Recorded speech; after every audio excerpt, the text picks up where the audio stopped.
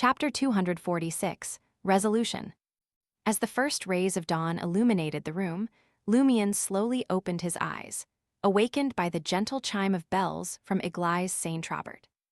The previous night, he had stayed at Auberge du Coq d'Oreille. He raised his right hand to touch his head. His bald head had grown thick and healthy hair once more. Leaving the comfort of his bed, Lumion walked over to the full-length mirror and saw a reflection that looked both familiar and unfamiliar. Back in Cordoue, his hair had never been dyed golden. But in the morning light, he couldn't help but smile, feeling better than he had in a long time. At the very least, he didn't meet with failure with everything he did. Killing and taking revenge didn't pose a problem. After breakfast at a street vendor, Lumion planned to find a barber shop in either Quartier de l'Observatoire or Quartier de la Cathédrale commémorative to revert his hair color to golden. But before he could set out, hurried footsteps approached his room. He braced himself, thinking someone might kick the door open, but instead, there was a knock. It was Franca, who rarely rose so early. She couldn't hide her surprise upon seeing Lumion's pure black hair. "You dyed it back," she exclaimed. "Sort of," Lumion replied, observing Franca as she entered room 207 and closed the door behind her. Without mincing words, Franca confronted him. "Did you kill Hugues Artois' assistant secretary? And did you rush to advance to Pyromaniac last night?" Lumion stood up, smiling. "Yes." Franca was momentarily at a loss for words with the frank admission. After a few seconds, she hissed and said, "You brat, you promised me you would hold back and endure, but the very next moment, you went ahead without hesitation. You really can't suppress your hatred for a night, can you? If you keep going like this, I seriously doubt you'll survive this year. No, this month." Lumion explained simply, "Actually, I didn't intend to kill Tybalt last night. I merely wanted to monitor him, gather information, and plan a proper approach to deal with him together with you. But an opportunity presented itself, and it was too good to pass up. I couldn't convince myself to hold back. Right, I made preparations in all aspects, including measures against divination and tracking." Relieved, Franca asked, "That Tybalt guy seemed weak. Was it easy for you to handle him?" "He mainly transmitted diseases through contact, and pyromaniacs happened to counter that ability. If not for my anti-divination and anti-spirit channeling preparations, I could have taken care of him in 10 seconds, Lumion recalled. Franca sighed, admitting, "You got lucky. Have you considered the possibility that your target might be much stronger?" "My initial judgment was that he wouldn't be too formidable. If he exceeded a certain threshold, I was prepared to use my dirk," Lumion replied before asking, "Why are you up so early?" "Gardner woke me up," Franca replied with gritted teeth. "He instructed me to gather the leaders of the Savoy mob and find the person responsible for killing Hugues Artois' assistant secretary. When I heard the details, I knew it had to be you. I told you last night to get in the right condition before drinking the pyromaniac potion, but you went ahead and consumed it anyway." Lumion spoke earnestly, his voice filled with sincerity. "I believed that I was in the perfect state to advance to pyromaniac, so I swiftly concocted the potion. Will boss suspect me?" "For now, no," Franca replied, shaking her head. "Besides yourself, nobody expected you to consume the potion last night. Moreover, you cunningly framed the Aurora Order. Gardner doesn't see any motive in you."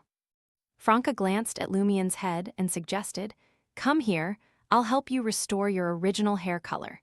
It's best not to make any changes during a time like this to avoid arousing suspicion." "All right," Lumion agreed, feeling delighted to save some money. In the morning, the ward buzzed with more activity compared to the somberness of the night. Echoing through the air were the cries of those being carried away, the presence of relatives escorting loved ones back home, and the determination of some patients who defied the cries, choosing to depart from the hospital's confines. Jenna and Elodie, who had regained consciousness, observed the scene in silence. They understood the painful reality unfolding before them. Not everyone could bear the weight of insurmountable medical expenses, nor did they wish to drag their families into the depths of despair. Sometimes, the patient surrendered while the family persisted. Other times, it was the family that gave up, leaving the patient with no choice but to accept their fate. At times, patient and family would tacitly leave the ward, exchange silent glances, and be unable to hold back their tears as they cried or wailed. After a while, as the ward regained a semblance of tranquility, Elodie, who had managed to sit up, whispered softly, "How long will I have to stay here for treatment?" Jenna pondered for a moment before deciding to tell her mother the truth. It was an impossible matter to conceal. The doctor's rounds, treatments, and further examinations would inevitably reveal some information. Besides, Elodie would piece it together based on her physical condition and the fact that she hadn't been discharged after several days. Organizing her thoughts, Jenna explained, "The doctor said you'll be here for months, possibly even half a year. Your external injuries aren't severe, but your body has suffered significant damage. Unless you make a full recovery, your condition may worsen."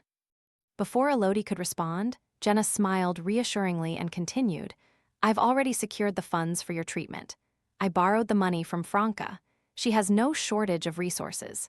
She promised Julian and me that we could repay it in 2 to 3 years in installments.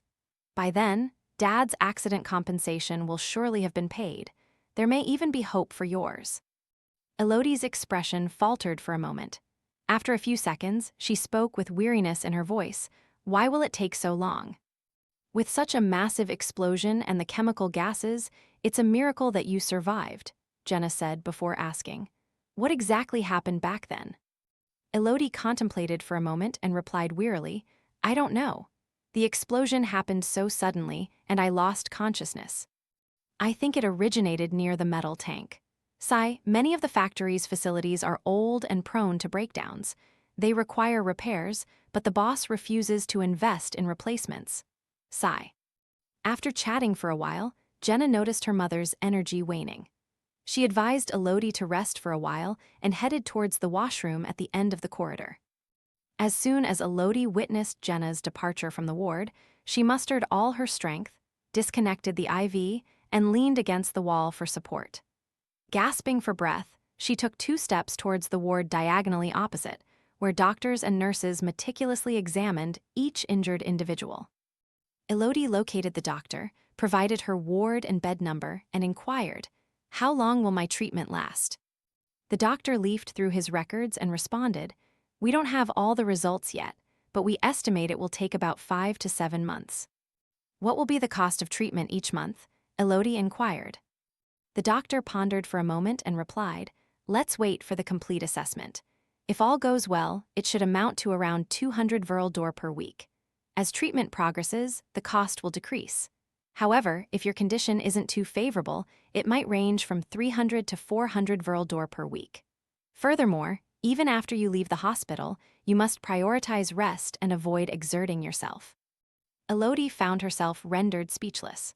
The nurse assisted her back to the ward and reinserted the needle into her arm. Shortly before noon, Julian rushed into the ward, his concern for his mother evident in his eyes. After conversing with him for a while, Jenna announced, "I'll go to the hospital cafeteria and bring back some food for you."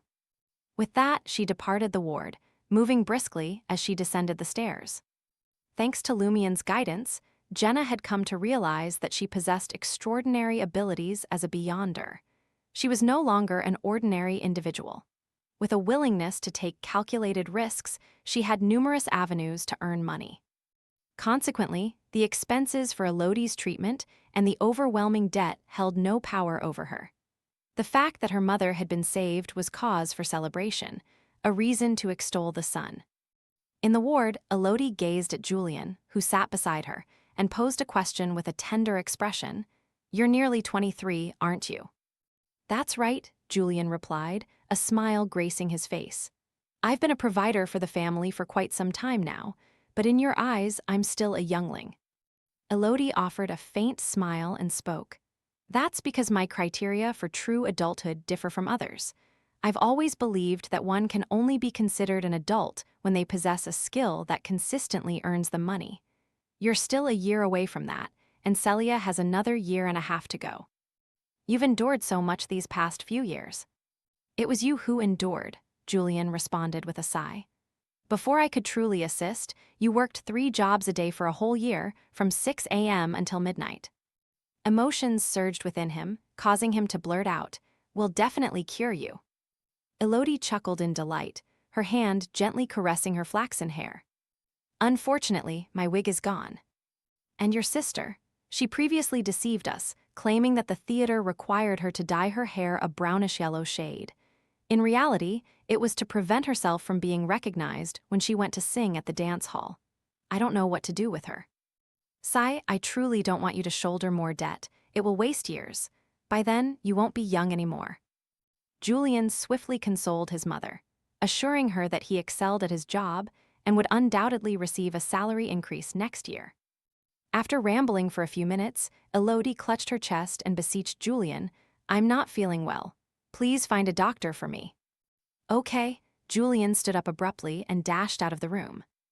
Elodie promptly removed the IV needle and stumbled toward the ward's window, relying on the nearby beds for support. Meanwhile, on the first floor of Holy Palace Hospital, Jenna emerged from the cafeteria, carrying a wooden lunch box, and began her journey up the staircase. Suddenly, from the corner of her eye, she witnessed a figure hurtling downwards, resulting in a resounding thud. Jenna's heart skipped a beat, her mind filled with unease. Hastily, she turned around, uncertain about the source of her apprehension. She dashed out of the hall and approached the spot where the person had jumped, maneuvering through the gathering crowd.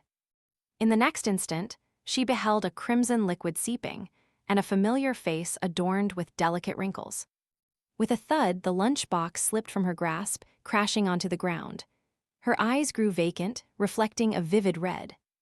The lifeless body belonged to her mother, Elodie. The person who had leaped from the building was her mother, Elodie.